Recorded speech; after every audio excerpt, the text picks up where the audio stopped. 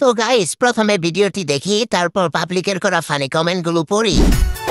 বুকের ভিতর থাইকো বন্ধু যাইও না দূরে, বুকের ভিতর থাইকো বন্ধু যাইও না দূরে, দূরে গেলে বুকটাই আমার ধক ধক করে, বুকটা ধক ধক করে।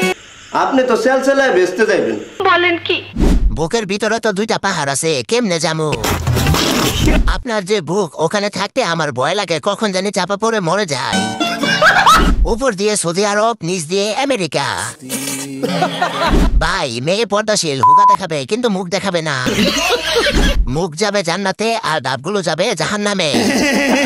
টিকটকের বাতাসে ওড়না গেছে আকাশে।